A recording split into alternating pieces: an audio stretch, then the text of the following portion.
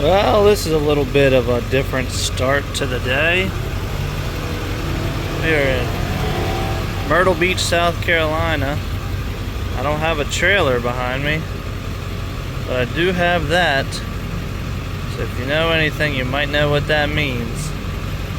Down here picking up a camper. It's a fifth wheel camper. That's a gooseneck to fifth wheel adapter I've had for many a years and used many a times. Got it sitting on there. The rest of the parts are in the cab, but we're about 10 miles away, or 10 minutes away, 3-4 miles away from the camper. We're just gonna fill up and be able to get up out of here, because this area not really truck friendly as far as getting in and out of. So I want to have full fuel in both the truck and the auxiliary tank. That way I can get up out of here and get to a place like an actual truck stop. It's a pretty big fifth wheel, so what do we got? $3.59. Not terrible. I think we paid about $3.23 is the lowest we paid on the way down here. I only had to fill up once because obviously getting some pretty good fuel mileage. And you might see these tires in the bed of my truck going, why the heck are you carrying tires that bald? Well, this is a spare, and it's got a cracked wheel. And this one was a spare, and has a cracked wheel as well. So I had them in here because I was going to take them over to the landfill and get rid of them. I think it's like $4 for a wheel and tire, and I've got a bunch of them to take over. But this came about, and I was like, well, I might as well go do this first, and unloaded a couple of them. And you know, you never know what may happen on the road. The camper I'm picking up has a spare and has 8-lug wheels, but you just never know. So even if I have something on me to get me off the road and get me to the tire shop, that's usually why I carry stuff like that, just in case.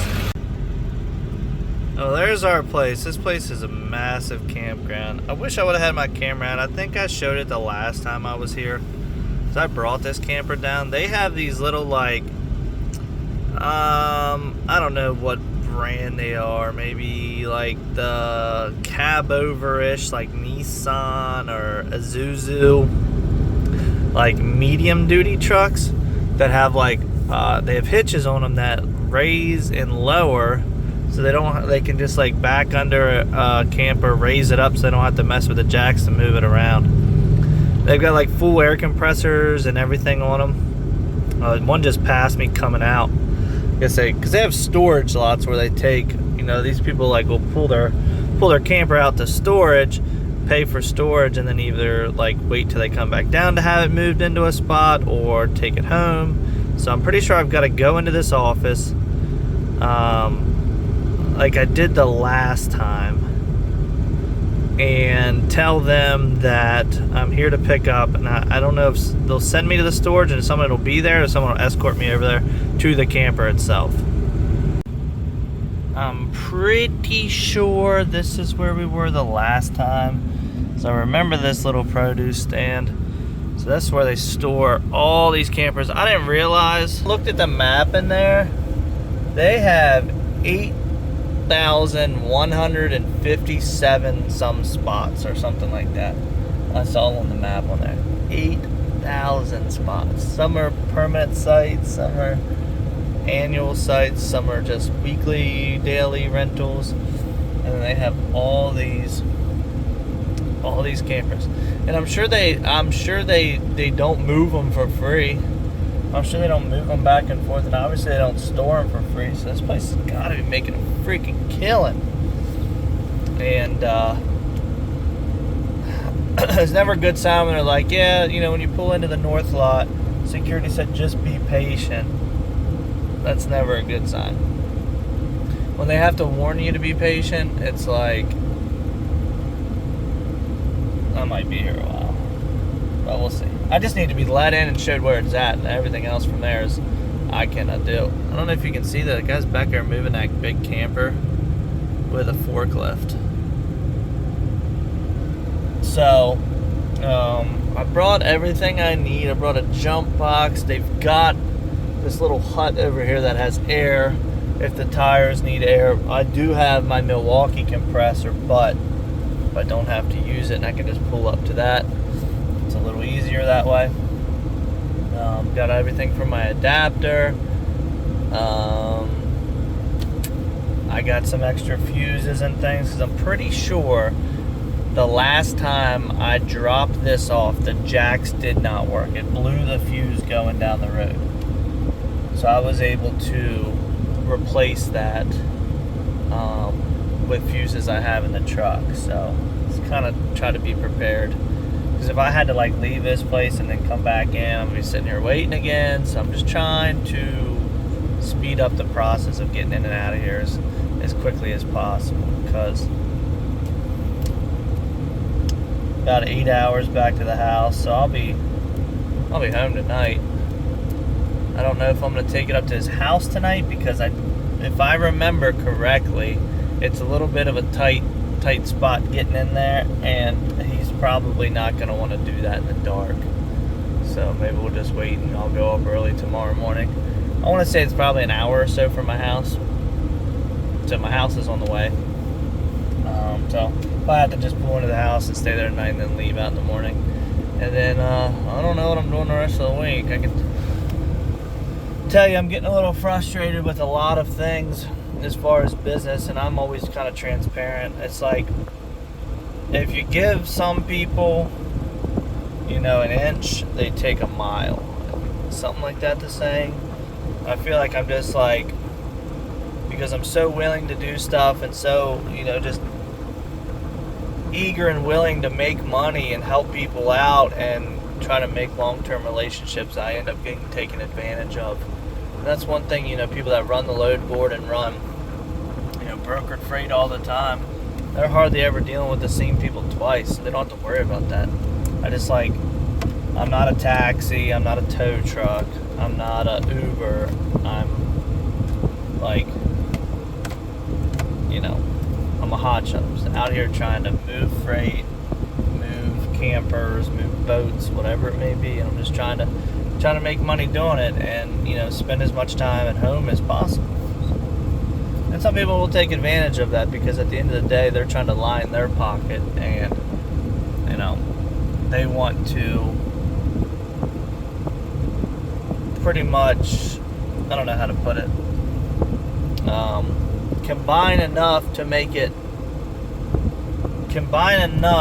things for you to make it convenient for them in their pocket, and then pay you the regular amount when you're doing so much more work. So that's something I'm interested in, and honestly, if I just had to take the rest of the week off, I would. It is what it is. I'm really just interested in moving what I want to move, for who I want to move. Like, I don't know if you guys remember that fiasco with that old Red Bull truck that was down in Manheim, Atlanta. Guy still owes me $250. He reached back out to me, and he admitted he still owed me money, but he wants me to go back down, and I need confirmation that thing's been moved. And it's like, well, they moved everything around it. I'm like, that doesn't matter. I can't get back there with this trailer. It's in an in-op lot. So security's here now. He's gonna let me in. So let's see where our camper is. Well, that wasn't my guy, but he was leaving. He said you can just pull in and wait right inside the gate.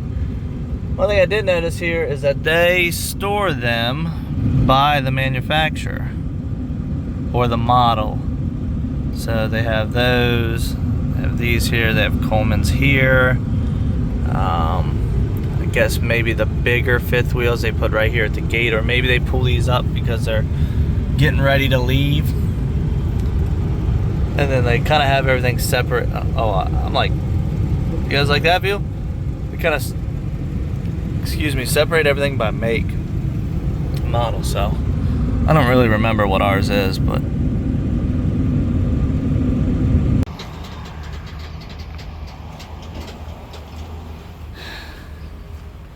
oh, got her hooked up. Battery was dead in it, of course. It's got one low tire.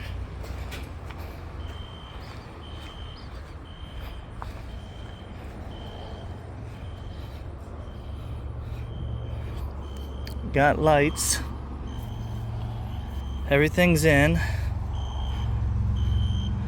pull over to the that air pump over there and check all the tires. But got her hooked up.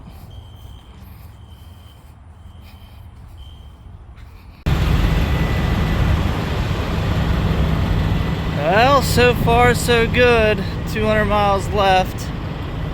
Tires seem to be holding up. I've been trying to keep it about between 60 and 62. It's 100 degrees out here, and heat is what kills tires. So awnings are staying in, doors are staying closed. Like I said, I've hauled this thing before, so I kind of knew what I was getting myself into.